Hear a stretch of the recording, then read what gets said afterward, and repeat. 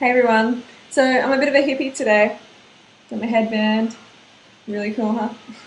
So today I'm going to do my video on my Mac camera, so the quality may not be as good, but hopefully you can hear me okay. And today is going to be about pain and pleasure. Okay, so pain and pleasure are the two biggest motivators in your life. You do things out of the need to avoid pain and the desire to gain pleasure. Right? These are two such strong forces in your life. Right? So, and I apply these principles to the raw food lifestyle. So I make them work for me. And in the way I do that, I have a pain and pleasure list. Like a pain list if I go back to eating cooked food, and a pleasure list if I stay on this lifestyle. And that's what I want to talk to you about today. So what pain do I have? Okay, what pain do I have attached to going back to eating cooked food? Well, where do I start? Like a lot of people think, oh, cooked food's fine, it's okay, heaps of people survive on it, rah, rah, rah. And okay, yeah, that's true. People can survive on a cooked food diet, but it depends what sort of cooked food diet and are they actually thriving? Are they reaching their full potential? And I say no.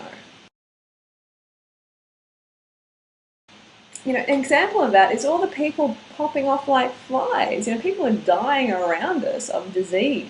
All right, so that for me is a big motivator in itself. That disease, I don't want to get disease.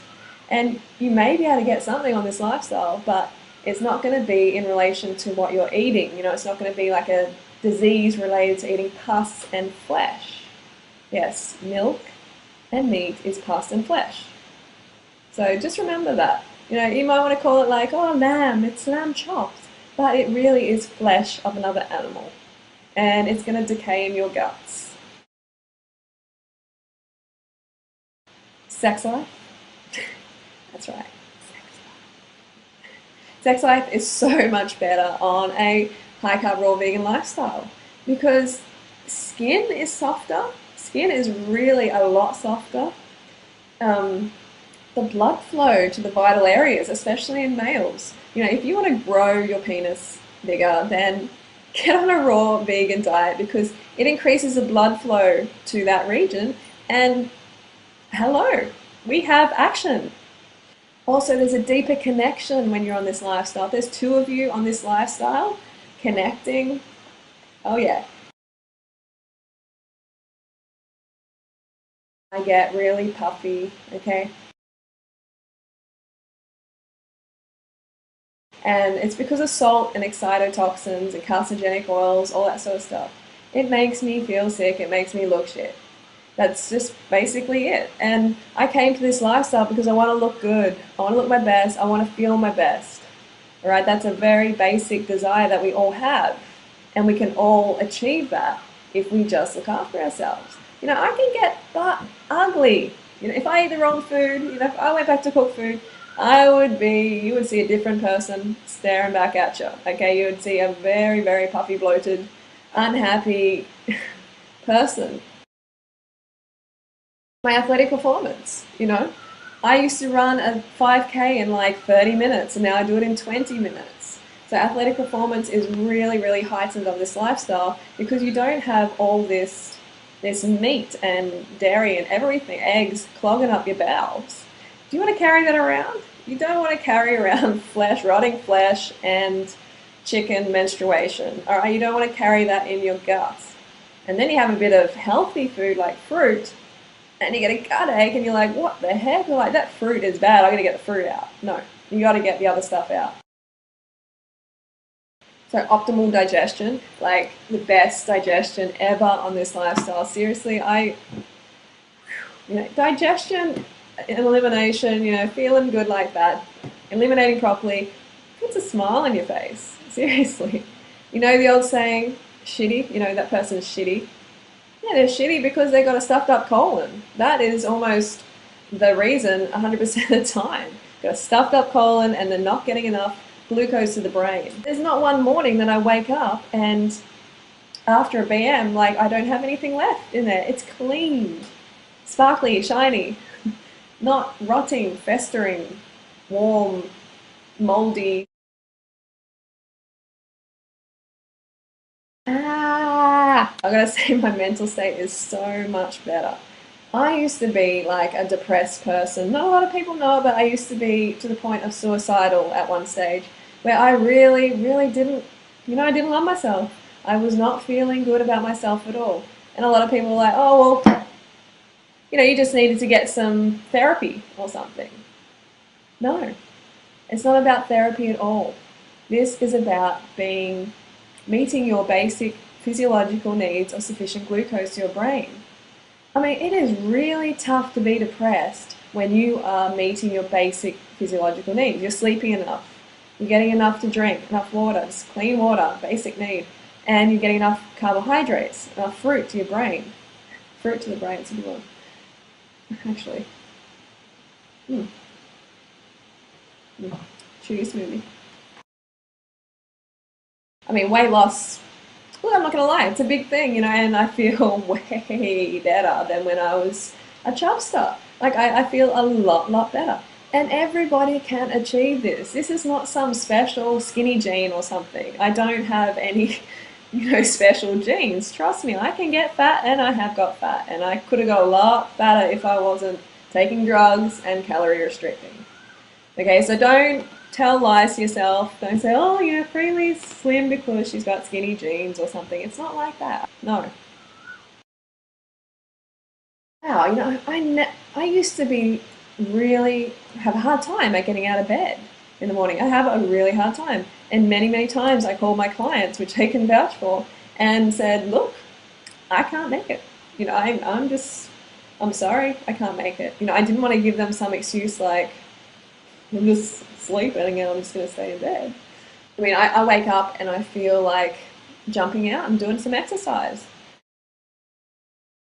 I used to have acne on my skin. I used to have all these little bumps everywhere. It's like this cystic acne. And they're all gone. I don't have them anymore. I thought there was no cure. I thought, God, well, I'm going to be stuck with these. I'm 26 and I've got this acne. What's going on? No. I'm 31 now and it's just gone. So that's diet related. So if you've got acne or something, it's going to go. But you have to stick to this lifestyle. You have to have faith in your body that it is healing. And just have patience. It's going to happen. Mental clarity is a good one because I used to not be able to focus on anything. Can ask some of my old girlfriends, they're like, where is your head, man? Like, listen up. And old teachers and that, I just couldn't focus. I had zero focus. And it's because I had a candida imbalance, because I was eating crap. Overcoming candida, that is a big one. I had candida imbalance for years and years, which contributes to skin problems and itchiness and all that sort of stuff. But that's all gone. Candida is now back into balance. I didn't kill my candida like a lot of people want to do. It's like, kill the candida. No, you don't want to kill your candida. Candida's your friend. It's help regulating your blood sugar levels. Don't want to kill it. You just want to bring it back into balance. And you do that by taking the fat out of the bloodstream, the excess fat. So then the sugar can move freely through the bloodstream and into the cell. Okay. So that's something I'll talk about another time, but candida is not the big thing that people go on about. It's always like, my God, candida, gotta kill the candida. No, you don't need to kill your candida. They're like your little friends. You don't want to kill your little friends. I also had an underactive thyroid as well, and I took medication for that at one point because mainly I wanted to get leaner, and my boyfriend at the time, he recommended that I take thyroid accelerating medication, and I got a test and my thyroid was actually underactive.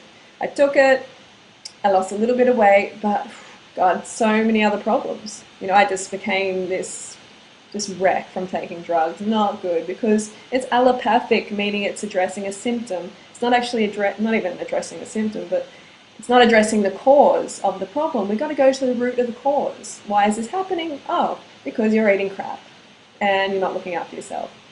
So then I went to the root of the cause and thyroid function is back up. Perfect.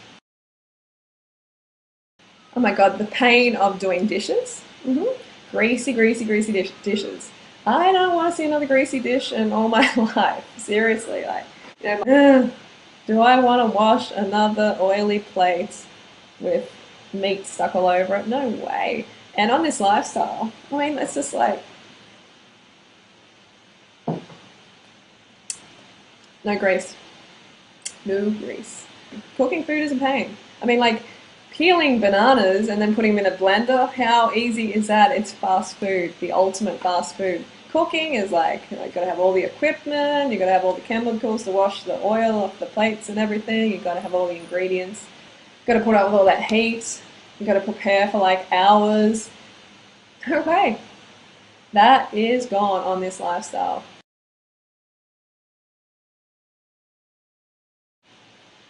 Also, this is one that most people wouldn't really think about. It's that raw food changes your whole life. Okay, it's not just about what you eat. Like, it changes your whole surroundings. You know, you start to attract different people into your life. You start to do different things. Most people leave their old zombie job, their old like sheep job. You know, they become less of a sheeple, and they start thinking more for themselves, thinking more freely. So that's a good one. Hey, like, that's something that's pain that I have attached to going back, is so that, like, I don't want to go back into that whole paradigm of, it's a cooked food paradigm. It really is a cooked food world where the cooked food numbs you down and you can't function properly, you can't think properly, and you become a consumer, and that's about it. You know, you consume, pay your bills, pay your mortgage, pick your kids up from school, do all those sort of, all the responsible things that you do. Go and work in the office, but they're not fulfilling, are they? You know, you're not being fulfilled by them. And this is what raw food does. It changes the whole paradigm. You know, if I ever did go back, I would be a high carb, cooked vegan, for sure. You know, like, God, I would never ever go back to eating an animal or its secretions. Like, seriously, think about it. I mean, like, I am not a muff diver, a chicken muff diver. That's what people are who eat chicken eggs. You know, you're diving into the muff there. No, you don't want to eat that.